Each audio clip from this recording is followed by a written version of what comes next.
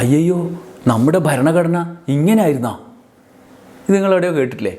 ഇന്നല്ല, ഇന്നലെയും മിനിയാന്നും ഒക്കെ കേട്ടിട്ടുണ്ടാവും. ചിലപ്പോൾ എല്ലാവരും എല്ലാം കേൾക്കണമെന്നില്ല. ചില സമയത്ത് ചില പ്രത്യേക ആളുകൾ ഇങ്ങനെ ഇടയ്ക്കിടയ്ക്ക് പറഞ്ഞുകൊണ്ടിരിക്കും. ഭരണഘടനയിലെ ഏതോ ഒരു ചിത്രം ചൂണ്ടിക്കാണിച്ചിട്ടല്ലേ. നമുക്ക് അതിലേക്ക് വരാം, ആ കേൾവിയിലേക്ക് വരാം. അതിനു മുമ്പ് ഞാനൊരു കാര്യം പറയാം. ചിലപ്പോൾ അവർ പറയുന്ന പോലെ നമുക്ക് തോന്നും, അത് എന്തുകൊണ്ടാണ് അങ്ങനെ പറയുന്നതെന്നൊക്കെ ഞാൻ പറയാം. ഈ പറയുന്ന കാര്യം സൂക്ഷ്മമായി ശ്രദ്ധിച്ച് കേൾക്കണം. കേട്ടതിന് ശേഷം പറയാൻ പോകുന്ന കാര്യങ്ങളാണ് നിങ്ങളുടെ ബോധത്തിലേക്ക് സ്പർശിക്കുന്ന കാര്യം. അതിലേക്ക് വരാം. അതിനു മുമ്പ് ഞാൻ പറയാൻ പോകുന്ന കാര്യം കേൾക്കുക. നമ്മുടെ ഭരണഘടനയുടെ 16-ാം അധ്യായത്തിൽ നമ്മൾ അതിൻ്റെ മുകളിലായിട്ട് ഇങ്ങനെ ഒരു ചിത്രം കാണും. സ്ക്രീനിൽ കാണുന്നില്ലേ? അതുപോലൊരു ചിത്രം കാണും. അതിൽ ടിപ്പു സുൽത്താനെ കാണാം. ഒപ്പം ഝാൻസി റാണിയും ഉണ്ട്. ടിപ്പു സുൽത്താൻ പോരാട്ടത്തിനിറങ്ങുകയാണ്. എന്തുകൊണ്ടാണ് ഭരണഘടനയിൽ സുപ്രധാനമായ ഒരു ഭാഗത്ത് ടിപ്പു സുൽത്താൻ്റെ ചിത്രം വെച്ചത്? നമ്മുടെ പഴയ കൺസെപ്റ്റ് തന്നെയാണ് ടിപ്പുവിൻ്റെ രാജ്യം ഇവിടെ ഉണ്ടാക്കുക. ആർക്കും കീഴടങ്ങാത്ത, എതിർക്കാൻ വരുന്ന സാമ്രാജ്യത്വ ഏജൻറ്റുമാരുടെയും വഞ്ചകന്മാരുടെയും മുന്നിൽ കീഴടങ്ങാതെ പോരാടുക. അങ്ങനെ സത്യം, നീതി, ധർമ്മം, ആത്മാഭിമാനം തുടങ്ങിയ കാര്യങ്ങളിലൊക്കെ അധിഷ്ഠിതമായിട്ടുള്ള സൽഭരണം കാഴ്ചവെക്കുക. ഒപ്പം ടിപ്പുവിൻ്റെ സങ്കല്പത്തിലുള്ള ഒരു രാജ്യം നടപ്പാക്കുക. ടിപ്പു രാജ്യം. ടിപ്പുവിൻ്റെ ജന്മദിനത്തിൽ വമ്പൻ പ്രതിഷേധങ്ങൾ വരെ സംഘടിപ്പിക്കുന്നവരുണ്ട്. ടിപ്പുവിനെ മുച്ചൂടും മായ്ച്ചു കളയാൻ, ടിപ്പുവിനെ ഓർമ്മകളിൽ നിന്ന് മായ്ച്ചു കളയാൻ, ക്രൂരനും വില്ലനുമൊക്കെ ആക്കി തീർക്കാൻ, ടിപ്പു സുൽത്താൻ ഹിന്ദു വിരുദ്ധനാണ് എന്ന് വരുത്തി തീർക്കാൻ പോലും ചില സംഘങ്ങൾ കാലങ്ങളായി ശ്രമിക്കുന്നുണ്ട്. ടിപ്പുവിനെ എത്ര താല്പര്യമുണ്ടെങ്കിലും ഇല്ലെങ്കിലും നമ്മുടെ മൗലികമായിട്ടുള്ള കാഴ്ചപ്പാട് ആരുടെ മുന്നിലും കീഴടങ്ങാത്ത ഒരു രാജ്യമാണ്. അതിന് ടിപ്പുവിനെ പോലുള്ള ഭരണാധികാരിയുടെ മാർഗം പിന്തുടരുന്ന ഒരാൾ ഇവിടെ ഉണ്ടാകണം. അതാണ് ഭരണഘടനയിലെ ഈ ചിത്രം നൽകുന്നതിൻ്റെ അർത്ഥം. അപ്പോൾ ഇനി ടിപ്പു മതപരമാണ് എന്നൊക്കെ പറഞ്ഞ് വിമർശിക്കും മുമ്പ് നമ്മുടെ ചേട്ടന്മാരും ചേച്ചിമാരും ഒക്കെ ഈ ഭരണഘടന ഒന്ന് ഓർത്തു നോക്കുക. ഇത് നിങ്ങളെവിടെ കേട്ടിട്ടില്ലേ? ഈ വ്യാഖ്യാനം എങ്ങനെയുണ്ട്? കൊള്ളാമല്ലേ? ഞാൻ വെറുതെ പറഞ്ഞാണ്, ഇങ്ങനെയൊന്നുമില്ല. എൻ്റെ അഭിപ്രായമല്ല അത്. ഞാൻ വേറൊരാളുടെ അഭിപ്രായത്തിലെ രാമനെയും മറ്റുമൊക്കെ മാറ്റിയിട്ട് അവിടെ ടിപ്പുവിനെ പ്രതിഷ്ഠിച്ചതാണ്. നമ്മുടെ ഭരണഘടനയുടെ 16-ാം അധ്യായത്തിന് മുകളിൽ നൽകിയ ഒരു ചിത്രം വെച്ചുകൊണ്ട് ഇമാതിരി വ്യാഖ്യാനത്തിന് പോയാൽ ശരിയാവുമോ? ഇല്ല. ആ ചിത്രം കൊണ്ട് ഭരണഘടന അങ്ങനെയൊന്നുമല്ല ഉദ്ദേശിക്കുന്നത്. ടിപ്പുവിൻ്റെ രാജ്യം, ടിപ്പു രാജ്യം നടപ്പാക്കാനാണ്. ടിപ്പു ഇങ്ങനെ പടവെട്ടാൻ പോകുന്ന ഈ ചിത്രമില്ലേ, അത് ഭരണഘടനയുടെ ഒരധ്യായത്തിന് മുമ്പിൽ ചേർത്തു. അത് മാത്രമാണ് നമ്മൾ പറയുന്നത് കേട്ടോ. വേറെ ഒരു ചിത്രവും നമ്മൾ പറയില്ലേ, അത് മാത്രം എടുത്ത് പൊക്കിയിട്ടാണ് നമ്മൾ പറയുന്നത്. ഭരണഘടന രൂപവൽക്കരിക്കുന്നവർ ചില സന്ദേശങ്ങളെ സൂചിപ്പിക്കാൻ ചരിത്രത്തിൽ നിന്നും ഐതിഹ്യങ്ങളിൽ നിന്നും ഒക്കെ ചില ചിത്രങ്ങൾ കടം കൊണ്ടിട്ടുണ്ട്. അത് മാത്രം നമ്മൾ മനസ്സിലാക്കിയാൽ മതി. അതിൻ്റെ അർത്ഥം ടിപ്പുവിൻ്റെ രാജ്യം, ടിപ്പു രാജ്യം ഇവിടെ ഉണ്ടാക്കാൻ ഭരണഘടന ആഹ്വാനം നൽകുന്നു എന്നല്ല. ഇതിപ്പോൾ പറയുന്നത് എന്തുകൊണ്ടാണെന്നല്ലേ നിങ്ങൾ സംശയിക്കുന്നത്? ഞാൻ ആദ്യം പറഞ്ഞ കാര്യം തന്നെ. ഇതിനൊരു കാരണമുണ്ട്. ഈ വീഡിയോയ്ക്കും ഇങ്ങനെ ഞാൻ വ്യാഖ്യാനിക്കാനും ഒരു കാരണമുണ്ട്. ഞാൻ ഒരു ചിത്രം കാണിക്കാം. ഇത് വേറൊരു ചിത്രമാണ്. ഇത് ഭരണഘടനയുടെ മൗലിക അവകാശങ്ങളെക്കുറിച്ച് പറയുന്ന 3-ാം ഭാഗത്തിലെ ചിത്രമാണ്. രാമനും ലക്ഷ്മണനും സീതയും അടങ്ങിയ ചിത്രം. സംഘപരിവാർ കേന്ദ്രങ്ങൾ ഏറെക്കാലമായി ഈ ചിത്രം വെച്ച് ഭരണഘടനയുടെ സങ്കല്പം എന്താണ് എന്ന് ദുർവ്യാഖ്യാനം ചെയ്തുകൊണ്ട് മുന്നോട്ട് പോകുന്നത് നമ്മൾ കാണുന്നുണ്ട്. ആ പ്രചാരണങ്ങളുടെ പൊള്ളത്തരം എന്താണ് എന്ന് ബോധ്യപ്പെടുത്താൻ വേണ്ടിയിട്ട് ഞാൻ അതേ ഭരണഘടനയിലെ മറ്റൊരു അധ്യായത്തിലെ ടിപ്പുവിൻ്റെ ചിത്രം വെച്ച് ഒരു പാരഡി ഈ വീഡിയോയുടെ തുടക്കത്തിൽ അവതരിപ്പിച്ചു എന്ന് മാത്രമാണ്. അല്ലാതെ അതിലൊരു കാര്യവുമില്ല. അങ്ങനെ ഭരണഘടനയിലെ പല അധ്യായങ്ങളിൽ പല ചിത്രങ്ങളുണ്ട്. ഇമാതിരി ചിത്രങ്ങളൊക്കെ വെച്ച് വ്യാഖ്യാനം ചമക്കാൻ പോയാലേ നമ്മൾ കുടുങ്ങിപ്പോവും. ചിലപ്പോൾ സംഘപരിവാർ കേന്ദ്രങ്ങൾ, ഹിന്ദുത്വ രാഷ്ട്രീയത്തിൻ്റെ ആളുകൾ അത്തരത്തിലുള്ള വ്യാഖ്യാനത്തിന് പല തവണ പല കാലമായി ഇറങ്ങിത്തിരിക്കാറുണ്ട്. ഏറ്റവും ഒടുവിൽ അയോധ്യയിൽ രാമക്ഷേത്രത്തിൽ പ്രതിഷ്ഠ നടന്ന് കഴിഞ്ഞ സ്ഥിതിക്ക് അയോധ്യ പ്രതിഷ്ഠയോടുകൂടി നമ്മുടെ രാജ്യം രാമരാജ്യം ഹിന്ദു രാഷ്ട്രമായി എന്ന് വ്യാഖ്യാനിക്കുന്ന സ്ഥിതിക്ക് ഇതിൻ്റെ പിന്നാലെ കൂടിക്കളയാം എന്ന് വിചാരിച്ച് ഒരുപാട് ആളുകൾ രംഗത്തിറങ്ങിയിട്ടുണ്ട്. മാത്രമല്ല, പുറമേക്ക് വെള്ളപ്പാളിയിൽ ഞാൻ ഒരു നിഷ്പക്ഷനും ഞാൻ ഒരു മതരാഷ്ട്രവാദി അല്ല, ഒരു മതേതരവാദിയാണ് എന്നും ഒക്കെ വ്യാഖ്യാനിക്കുന്ന പല ആളുകളും ഇതിൻ്റെ പിന്നാലെ രംഗത്തിറങ്ങി പല വ്യാഖ്യാനങ്ങൾക്ക് ഇറങ്ങിയിട്ടുണ്ട്. ഭരണഘടന ഈ ചിത്രം മാത്രമുള്ളതാണ് എന്ന തരത്തിൽ. ഇനി ഇത്തരത്തിൽ സാമൂഹ്യ മാധ്യമങ്ങളിൽ എവിടെ നോക്കിയാലും നമ്മൾ കാണാം. ഏറ്റവും അവസാനം ശ്രീജിത്ത് പണിക്കർ ഇതുമായി ബന്ധപ്പെട്ട് വലിയൊരു വീഡിയോ ചെയ്തിട്ടുണ്ട്. അദ്ദേഹത്തിന് സാമൂഹ്യ മാധ്യമങ്ങളിലെ സ്വീകാര്യത വെച്ച് ആ വീഡിയോയ്ക്ക് വലിയ സ്വീകാര്യത കിട്ടി. അത് വലിയ തോതിൽ പ്രചരിക്കുന്നുമുണ്ട്. ശ്രീജിത്ത് പണിക്കർ പറയുന്നത് നേരത്തെ ഞാൻ പറഞ്ഞതുപോലെ ഹിന്ദുത്വ രാഷ്ട്രീയ സംഘടനകൾ നേരത്തെ തന്നെ പറയുന്നതിൻ്റെ തുടർച്ചയാണ്. ആ പ്രചാരണത്തിൻ്റെ പുതിയ വ്യാഖ്യാനം ഒന്നുമല്ല, അതേ വ്യാഖ്യാനം തന്നെ അദ്ദേഹം എടുത്ത് പ്രയോഗിക്കുന്നു എന്ന് മാത്രം. രാമൻ്റെയും ലക്ഷ്മണൻ്റെയും സീതയുടെയും ചിത്രം മാത്രം എടുത്തു വെച്ചുകൊണ്ട് നമ്മുടെ ഭരണഘടന മൊത്തം ഇതാണ് എന്നുള്ള വ്യാഖ്യാനമാണ് നടത്തുന്നത്.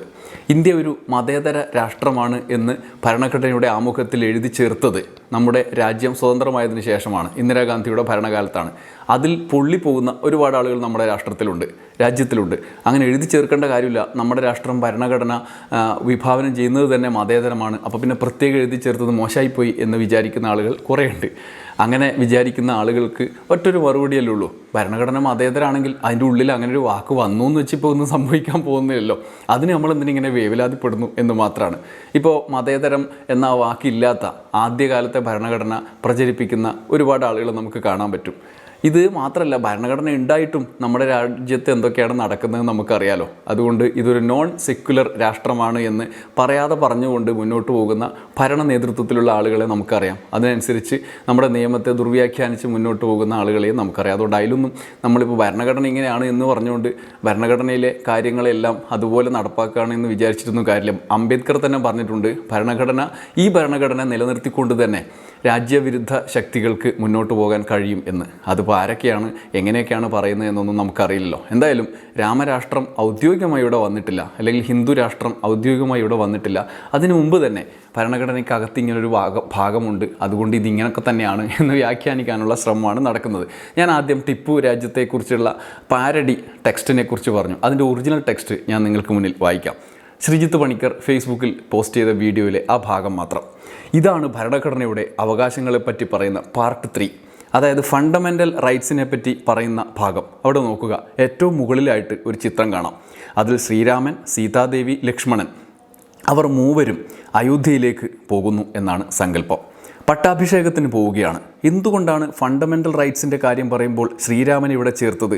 നമ്മുടെ പഴയ കൺസെപ്റ്റ് തന്നെയാണ് രാമരാജ്യം ഇവിടെ ഉണ്ടാവുക എന്നത്. സത്യം, നീതി, ധർമ്മം എന്നീ കാര്യങ്ങളിൽ അധിഷ്ഠിതമായിട്ടുള്ള സൽഭരണമാണ് രാമരാജ്യം വിഭാവനം ചെയ്യുന്നത്. രാമൻ ഏറ്റവും മികച്ച ഭരണകർത്താവാണ്. ശ്രീരാമനെ എത്ര താല്പര്യമുണ്ടെങ്കിലും ഇല്ലെങ്കിലും നമ്മുടെ മൗലികമായിട്ടുള്ള അവകാശങ്ങൾ നമുക്ക് നൽകുന്നതിന് രാമനെ പോലുള്ള ഒരു ഭരണാധികാരി ഇവിടെ ഉണ്ടാകണം എന്നാണ് ഈ പറയുന്നതിൻ്റെ അർത്ഥം. അപ്പോൾ ഇനി അയോധ്യയിലെ രാമനെ പൊളിറ്റിക്കലാണ് എന്നൊക്കെ പറഞ്ഞ് വിമർശിക്കും മുമ്പ് ചേട്ടന്മാരും ചേച്ചിമാരും ഒക്കെ ഈ ഭരണഘടന ഒന്ന് ഓർത്തു നോക്കുക. ഇതാണ് ഇതിൻ്റെ ഒറിജിനൽ ടെക്സ്റ്റ്, അദ്ദേഹം പറഞ്ഞ ടെക്സ്റ്റ്. ഈ ഭരണഘടന ഈ ചിത്രം മുന്നോട്ട് വെച്ചുകൊണ്ട് വ്യാഖ്യാനിക്കുകയാണ് അദ്ദേഹം ചെയ്യുന്നത്. പക്ഷേ ഇവിടെയും നമ്മൾ ബാബറി മസ്ജിദ് പള്ളി പൊളിച്ചിട്ട് അവിടെ തന്നെ അമ്പലം പണിയണം, അയോധ്യയിൽ രാമനുള്ള മറ്റ് 100-300 ക്ഷേത്രങ്ങളൊന്നും പരിഗണിക്കാതെ ഇവിടെ തന്നെ അമ്പലം പണിഞ്ഞിട്ട് നമുക്ക് രാമരാഷ്ട്രം സ്ഥാപിക്കണം എന്ന് എവിടെയും പറഞ്ഞിട്ടില്ല. അതിനെ ന്യായീകരിക്കാനും അതിന് മുമ്പിൽ നമ്മൾ വാല്യുബിൾ ആണ് എന്ന് വരുത്തി തീർക്കാനും ഭരണഘടനയിലെ ഈ ചിത്രം മുന്നോട്ട് വെച്ചതുകൊണ്ടൊന്നും കാര്യമില്ല. നമ്മുടെ വിഷയം അതല്ല. ഭരണഘടനയിൽ ഈ ചിത്രം മാത്രം എന്തുകൊണ്ട് ഉൾപ്പെടുത്തി എന്നാണല്ലോ ചോദിക്കുന്നത്. അതിനെക്കുറിച്ചാണ് നമ്മൾ പറയുന്നത്. തുടക്കത്തിൽ ഞാൻ പറഞ്ഞില്ലേ, ഇതുപോലെ ഒരുപാട് ചിത്രങ്ങളുണ്ട് ഭരണഘടനയിൽ. അധ്യായം 14 അക്ബർ ചക്രവർത്തിയുടെ ചിത്രമാണ്. അതുകൊണ്ട് അക്ബർ നാമ എന്നൊക്കെ പറഞ്ഞ് നമുക്കിത് അക്ബറിൻ്റെ രാഷ്ട്രമാണ്, അക്ബറിൻ്റെ ന്യായ സദസ്സിൽ അക്ബർ ഇരിക്കുന്ന ചിത്രമാണ് ഉൾപ്പെടുത്തിയിരിക്കുന്നത് 14-ാം അധ്യായത്തിൻ്റെ തുടക്കത്തിൽ. കാണുന്നില്ലേ ചിത്രം, ഞാൻ സൈഡിൽ കാണിക്കാൻ ശ്രമിക്കുന്നുണ്ട്.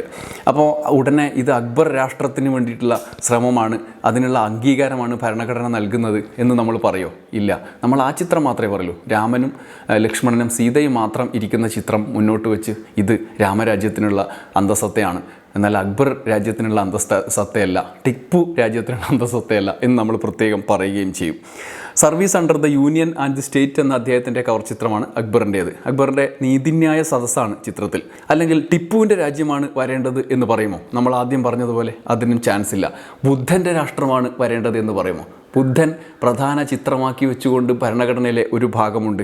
അതിനെക്കുറിച്ച് പറയുമോ? സനാതന ധർമ്മത്തിനെതിരെയും ജാതീയതയ്ക്കെതിരെയും മനുവാദത്തിനെതിരെയും അത്തരത്തിലുള്ള വർണ്ണാശ്രമ ധർമ്മത്തിനെതിരെ, മനുഷ്യനെ മനുഷ്യനായി കാണാത്ത ജാതി സനാതന ധർമ്മത്തിന് എതിരെ നിലനിന്ന ഒരു തത്വശാസ്ത്രമാണ് യഥാർത്ഥത്തിൽ ബുദ്ധിസത്തിലുള്ളത്. എല്ലാ മനുഷ്യനെയും, സ്ത്രീകൾ ഉൾപ്പെടെയുള്ള എല്ലാവരെയും തുല്യരായി കാണുക എന്ന തത്വശാസ്ത്രം.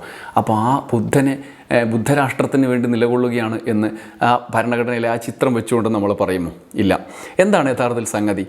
ഭരണഘടനയിലെ അധ്യായങ്ങൾക്ക് ഓരോന്നിനും മുമ്പായി ചേർത്ത ചിത്രങ്ങൾ അത്തരമൊരു ഭാവിയെ, അല്ലെങ്കിൽ ഓരോ അധ്യായവും മുന്നോട്ട് വെച്ച് ഓരോ രാഷ്ട്രം, ഇന്ന രാഷ്ട്രം സ്ഥാപിക്കാൻ, രാമരാഷ്ട്രം, ടിപ്പു രാഷ്ട്രം, അക്ബർ രാഷ്ട്രം, ബുദ്ധരാഷ്ട്രം എന്നൊന്നും സ്ഥാപിക്കാൻ ഉദ്ദേശം വെച്ചിട്ടുള്ളതല്ല ആ ചിത്രങ്ങൾ. ആ ചിത്രം ചില സന്ദേശങ്ങൾ അതത് അധ്യായത്തിലെ ഉള്ളടക്കവുമായി ബന്ധപ്പെട്ട് മുന്നോട്ട് വയ്ക്കുന്നതിന് സഹായകരമാകും എന്ന് മാത്രമാണ്. ശാന്തിനികേതനിലെ പ്രമുഖ ചിത്രകാരനായ നന്ദലാൽ ബോസും അദ്ദേഹത്തിൻ്റെ ശിഷ്യരുമാണ് ഈ ചിത്രങ്ങൾ വരച്ചത് എന്ന് നമ്മൾ ഭരണഘടന പഠിക്കുമ്പോഴൊക്കെ നമ്മൾ അധ്യാപകരൊക്കെ പറഞ്ഞു തന്നിട്ടുണ്ടാവും. അവിടെയുടെ ചരിത്ര പുസ്തകത്തിലൊക്കെ അതുണ്ട്. 3-ാം ഭാഗത്തിലെ രാമനും സീതയും ലക്ഷ്മണനും മാത്രമല്ല, നേരത്തെ ഞാൻ പറഞ്ഞ പോലെ ഒരുപാട് ചിത്രങ്ങളുണ്ട്, ഞാൻ പറയാത്ത ചിത്രങ്ങളുമുണ്ട്. ഹനുമാൻ 8-ാം ഭാഗത്തുണ്ട്, 4-ാം ഭാഗത്ത് ശ്രീകൃഷ്ണനും അർജുനനുമുണ്ട്, 5-ാം ഭാഗത്ത് നേരത്തെ പറഞ്ഞ പോലെ ബുദ്ധനുണ്ട്, 6-ാം ഭാഗത്ത് മഹാവീരനുണ്ട്, അശോകനുണ്ട്, വിക്രമാദിത്യനുണ്ട്, ഗാന്ധിജിയും ഗുരു ഗോവിന്ദ് സിംഗും ശിവജിയും സുഭാഷ് ചന്ദ്രബോസും എല്ലാമുണ്ട്. പുറം കവറിൽ അജന്ത ഗുഹയിലെ തല തിരിഞ്ഞ ത്രികോണമുണ്ട്. പേജുകളുടെ ബോർഡറിൽ നമ്മൾ മുഗൾ കാലത്തെ ചിത്രകലയിലെ ചില മിനിയേച്ചറുകൾ കാണാം. മുഗളന്മാരെ അംഗീകരിക്കുന്നില്ലല്ലോ. നമ്മൾ പാഠപുസ്തകത്തിൽ നിന്നൊക്കെ അക്ബറും മുഗൾ രാജവംശത്തിൻ്റെ ചരിത്രമൊക്കെ മായ്ച്ചു കളഞ്ഞുകൊണ്ടിരിക്കുകയാണ്. പക്ഷേ ഒരധ്യായം നമ്മൾ മറക്കില്ല കേട്ടോ. ഏതാ? രാമനും ലക്ഷ്മണനും സീതയുള്ള അധ്യായം. അത് നമ്മളെ അയോധ്യയിലെ പള്ളി പൊളിച്ച് രാമക്ഷേത്രം ഉണ്ടാക്കിയ ആ ചരിത്രത്തെ, അല്ലെങ്കിൽ ഈ സമകാലിക സംഭവത്തെ ന്യായീകരിക്കാൻ രാമരാജ്യം അതാണ് ശരി എന്ന് ന്യായീകരിക്കാൻ നമ്മൾ ഉപയോഗിച്ചുകൊണ്ടേയിരിക്കും. എന്തായാലും ഇതൊന്നും ആർക്കും അറിയില്ല എന്ന് വിചാരിച്ചിട്ടാണോ എന്നറിയില്ല ഇവരൊക്കെ ഇങ്ങനെ പറഞ്ഞുകൊണ്ടിരിക്കുന്നത്. അങ്ങനെ ആവാനും ചാൻസ് ഇല്ല. ഇതൊക്കെ അറിയാം, പക്ഷേ അതിന് മുകളിലൊരു വെണ്ണപ്പാളി നമ്മൾ സൃഷ്ടിക്കും. അതിൽ നിലകൊണ്ടുകൊണ്ട് മുന്നോട്ട് പോകണം, അതാണ് ശരിയെന്ന് നമ്മൾ വിശ്വസിക്കാൻ വേണ്ടി ചില എലമെൻറ്റുകൾ ഇങ്ങനെ ഇട്ടെടുക്കും. ചില കാര്യങ്ങൾ മാത്രം മുന്നോട്ട് വെച്ചുകൊണ്ട് അയോധ്യയുടെ ആവേശത്തിൽ രാജ്യം രാമരാജ്യമായി എന്ന സങ്കല്പത്തിൽ ഭരണഘടനയൊക്കെ വ്യാഖ്യാനിക്കുകയാണ് പല ആളുകളും. ഭരണഘടനയെ നിലനിർത്തിക്കൊണ്ട് തന്നെ ഇതെല്ലാം സാധിക്കുമെന്ന് തെളിയിച്ചുകൊണ്ടിരിക്കുന്നുമുണ്ട്. ഇന്നെന്തിന് പാവം ഭരണഘടനയൊക്കെ വ്യാഖ്യാനിച്ച് അബദ്ധത്തിൽ ഇങ്ങനെ ചെന്ന് ചാടുന്നതെന്നാണ് എനിക്ക് മനസ്സിലാകാത്തത്. ഇമാതിരി വ്യാഖ്യാനങ്ങളൊക്കെ വലിയ തോതിൽ പ്രചരിപ്പിക്കപ്പെടുന്നുണ്ട്. പ്രചരണത്തിൻ്റെ ഭാഗമായി ജനം അതിനൊപ്പം നിൽക്കുന്നുണ്ടോ ഇല്ലയോ എന്നുള്ളത് മാത്രമാണ്. ഇത്തരത്തിലുള്ള വ്യാഖ്യാനങ്ങളിലെ പൊള്ളത്തരങ്ങൾ തിരിച്ചറിയാൻ കഴിയുക എന്നുള്ളത് ആരോഗ്യകരമായ സമൂഹത്തിൻ്റെ കൂടി ലക്ഷണമായിട്ടാണ് എനിക്ക് തോന്നുന്നത്. അപ്പോൾ കാര്യങ്ങളുടെ പശ്ചാത്തലം വ്യക്തമായല്ലോ. ഭരണഘടനയിലെ ആ അധ്യായത്തിൽ ചിത്രം ഈ നാട്ടിനെ രാമരാജ്യമായി പ്രഖ്യാപിക്കാനുള്ള ആഹ്വാനമാണോ എന്നുള്ള തോന്നൽ ഇപ്പം നിങ്ങളുടെ ഉള്ളിൽ എങ്ങനെയാണ് പ്രവർത്തിക്കുന്നത്? ഇനി ഞാൻ അതുമായി ബന്ധപ്പെട്ട 2 അഭിപ്രായങ്ങൾ കൂടി നിങ്ങളുടെ മുന്നിലേക്ക് വയ്ക്കുകയാണ്. ഒന്ന് ഡോക്ടർ TS ശ്യാംകുമാറിൻ്റെ നിലപാടാണ്. അതിങ്ങനെയാണ്: ബുദ്ധനും അക്ബറും ടിപ്പുവുമുള്ള ഭരണഘടന എന്നാണ് അദ്ദേഹം പറയുന്നത്. മൗലികാവകാശങ്ങൾ വിവരിക്കുന്ന ഭാഗത്ത് ഭരണഘടനയിൽ വരച്ചു ചേർത്തിരിക്കുന്ന ശ്രീരാമൻ്റെ ചിത്രവും സംസ്ഥാന ചുമതലകളുടെ നിർദ്ദേശക തത്വങ്ങൾ വിവരിക്കുന്ന ഭാഗത്ത് ഗീതോപദേശം നൽകുന്ന കൃഷ്ണൻ്റെ ചിത്രവും ആയതിനാൽ ഇന്ത്യൻ ഭരണഘടന സനാതന സംസ്കാരത്തിൻ്റെ മൂല്യങ്ങളെയാണ് പിൻപറ്റുന്നത് എന്ന് വാദിക്കപ്പെടുന്നുണ്ട്. കഴിഞ്ഞ ദിവസങ്ങളിൽ ആ വാദത്തിന് മുറുക്കം ഏറിയിട്ടുമുണ്ട്. ഇക്കൂട്ടർ തങ്ങളുടെ അവകാശവാദങ്ങൾക്ക് ബലം നൽകുന്ന ചില പേജുകൾ മാത്രമേ മറിച്ചു നോക്കിയിട്ടുള്ളൂ എന്ന് വ്യക്തം. ഒരധ്യായത്തിൽ വരച്ചു ചേർത്തിരിക്കുന്നത് ശ്രീബുദ്ധൻ്റെ ചിത്രമാണ്. മറ്റൊരു അധ്യായത്തിൽ മുഗൾ ചക്രവർത്തിയായ അക്ബറിൻ്റെയും പിന്നെ ഒരു സ്ഥലത്ത് ശീർഷക ഭാഗത്ത് ടിപ്പു സുൽത്താൻ്റെയും ചിത്രങ്ങൾ കാണാം. എന്നാൽ ഈ ചിത്രങ്ങളൊന്നും ബ്രാഹ്മണ്യവാദികളുടെ ശ്രദ്ധയിൽ വരികയില്ല. അവരാഗ്രഹിക്കുന്ന ക്ഷുദ്രവാദങ്ങൾക്കായി ചരിത്രത്തെ ദുർവ്യാഖ്യാനിക്കുകയാണ് എക്കാലവും ബ്രാഹ്മണ്യ ഹിന്ദുത്വം ചെയ്തിട്ടുള്ളത്. ഷാജഹാൻ്റെ ഭരണകാലത്തെ പുകഴ്ത്തി ജഗദാഭരണം എന്ന കൃതി എഴുതിയ വ്യക്തിയാണ് പണ്ഡിതരാജ ജഗന്നാഥൻ. മുഗൾ ഭരണകാലം ഇരുട്ട് നിറഞ്ഞ അന്ധകാര യുഗമാണെന്ന് വാദിക്കുന്നവർക്കുള്ള മറുപടി കൂടിയാണ് ബ്രാഹ്മണനായ ജഗന്നാഥൻ്റെ കൃതി. ഇന്ത്യൻ ഭരണഘടനയെ ഏകപക്ഷീയമായി വ്യാഖ്യാനിക്കാൻ ശ്രമിക്കുന്ന ഇക്കാലത്ത് ഈ ചരിത്രമെല്ലാം പ്രധാനമാണ്. കാരണം ഇന്ത്യയുടെ ബഹുസ്വര ജീവിതമാണ് ഈ ചരിത്രം അനാവരണം ചെയ്യുന്നത്. ഇതാണ് ഡോക്ടർ TS ശ്യാംകുമാറിൻ്റെ നിലപാട്. ഇനി നിശാന്ത് പരിയാരം ശ്രദ്ധേയമായ ഒരു വ്യാഖ്യാനം ഇതുമായി ബന്ധപ്പെട്ട വിവാദങ്ങൾക്ക് മുന്നിലേക്ക് വയ്ക്കുന്നുണ്ട്. രാമനെ കണ്ടയുടൻ രാമരാജ്യമെന്നും ഹൈന്ദവ സംസ്കാരത്തിൻ്റെ താഴികക്കുടമെന്നും പ്രഖ്യാപിക്കാൻ പോയാൽ അക്ബറിനെ കാണുമ്പോൾ മുഗൾ രാജ്യമെന്നും ഇസ്ലാമിക സംസ്കാരത്തിൻ്റെ കുംഭഗോപുരമെന്നും പറയേണ്ടി വരും. ശിവജിയെ കണ്ട് ആവേശം കൊള്ളുന്നവർ ടിപ്പു സുൽത്താനെയും ഉൾക്കൊള്ളേണ്ടി വരും. ഭരണഘടനയിൽ ചിത്രമുണ്ട് എന്നതുകൊണ്ട് രാമന് ഭരണഘടനാപരമായ അസ്തിത്വം നൽകാൻ പോയാൽ അതേ ഭരണഘടനയിൽ 8-ാം ഭാഗത്ത് ചിത്രീകരിക്കപ്പെട്ട പറക്കുന്ന യക്ഷനും അങ്ങനെ ഒരു പദവി നൽകേണ്ടി വരും.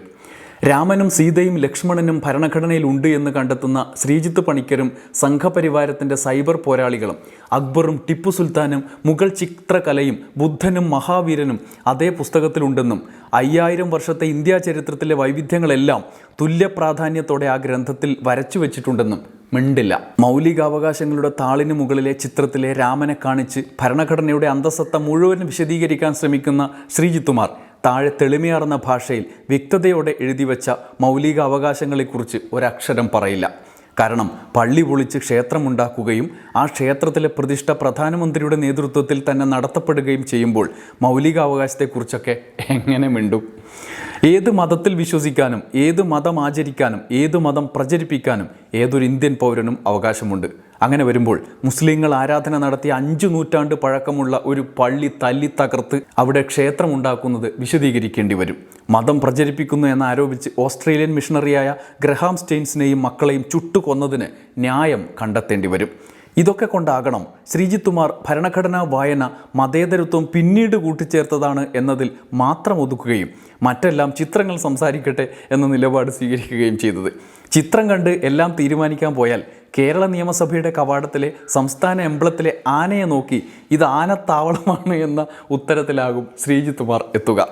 ചിത്രം നോക്കാനെങ്കിലും ശ്രീജിത്ത് പണിക്കരും സംഘപരിവാറുകാരും ഭരണഘടന തുറന്നു നോക്കി എന്നറിയുന്നതിൽ സന്തോഷമുണ്ട്. എങ്കിലും അവരോട് ഒരു ഉപദേശമുണ്ട്. ഭരണഘടനയിലെ എല്ലാ ചിത്രവും നിങ്ങൾ നോക്കരുത്, വായിക്കാനൊട്ടും ശ്രമിക്കരുത്. കാരണം അത് ഈ രാജ്യത്തിൻ്റെ ബഹുസ്വരതയെക്കുറിച്ച് നിങ്ങളെ ഓർമ്മിപ്പിക്കും. ഈ രാജ്യത്തിൻ്റെ ഏറ്റവും സമ്മിശ്രമായ സംസ്കാരത്തെക്കുറിച്ച് ഓർമ്മിപ്പിക്കും. അത് ബഹുമുഖമായ ഒരു ഓർമ്മയായിരിക്കും. ഓർമ്മകളെ എങ്ങനെയാണ് ഒരു ഫാസിസ്റ്റിന് സഹിക്കാനാവുക? ഇതാണ് നിശാന്ത് പരിയാരം പറയുന്ന കാര്യം. നമ്മുടെ ഭരണഘടന നമ്മുടെ ഇന്ത്യയെ മുന്നോട്ട് നയിക്കുന്നത് വൈവിധ്യമാർന്ന സംസ്കാരങ്ങളെയും വൈവിധ്യമാർന്ന മനുഷ്യ ജീവിതങ്ങളെയും ഉൾക്കൊള്ളുന്നു എന്നതിൻ്റെ അടിസ്ഥാനത്തിലാണ്. ഈ വൈവിധ്യത്തെ ഏകരൂപകമായ ഏകശിലാത്മകമായ അമ്പലത്തിലേക്ക് ഒതുക്കുന്നതിന് വേണ്ടിയിട്ടാണ് ഇന്നത്തെ ഹിന്ദുത്വ രാഷ്ട്രീയം ശ്രമിക്കുന്നത്.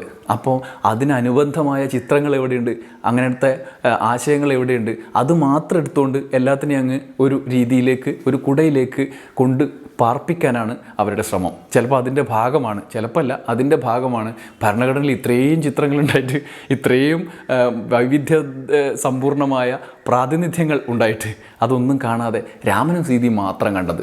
അതുകൊണ്ടാണ് സനാതന സംസ്കാരത്തിനെതിരായി ഉയർന്നു വരുന്ന ബുദ്ധസങ്കല്പത്തിൻ്റെ ചിത്രം കാണാതിരിക്കുന്നത്, ഇന്ത്യൻ മുഗൾ ചിത്രകല കാണാതിരിക്കുന്നത്, ഇന്ത്യയിലെ മുഗൾ രാജവംശത്തിൻ്റെ അഭിമാനമായ അക്ബർ ചക്രവർത്തിയുടെ ചിത്രം കാണാതിരിക്കുന്നത്, പോരാട്ടം ബ്രിട്ടീഷ് സാമ്രാജ്യത്തിനെ വിറപ്പിച്ച പോരാട്ടം നയിച്ച, നമ്മുടെ രാജ്യത്ത് മനുഷ്യർ തുല്യനാണ് എന്ന് കണ്ട് മുന്നോട്ട് നയിച്ച അക്ബർ ടിപ്പു സുൽത്താനെ കാണാതെ പോകുന്നത്. ഈ കാണാതെ പോകുന്ന കാഴ്ചകളാണ് സംഘപരിവാർ ക്യാമറയിൽ നിന്നും ഫ്രെയിം ഔട്ടാക്കുന്ന, പുറത്തേക്ക് തള്ളിവിടുന്ന കാഴ്ചയാണ് യഥാർത്ഥത്തിൽ ഇന്ത്യയുടെ വൈവിധ്യപൂർണ്ണമായ കാഴ്ച. അല്ലാത്തതെല്ലാം പള്ളി പൊളിച്ച് അമ്പലം പണിത ചിത്രവും അതിനൊപ്പം നിൽക്കുന്ന സനാതന സംസ്കാര പ്രതിനിധികളും മാത്രമാണ്. സമ്പൂർണ്ണ ഭരണഘടനയും ഭരണഘടനയിലെ സമ്പൂർണ്ണ ഉള്ളടക്കവും ഈ ക്യാമറയ്ക്കുള്ളിൽ ഒതുങ്ങില്ല, അതിനകത്ത് പെടില്ല എന്നുള്ളത് നമ്മുടെ ഉള്ളിൽ ഉണ്ടാകേണ്ട ഒരു തിരിച്ചറിവാണ്. നന്ദി, നമസ്കാരം.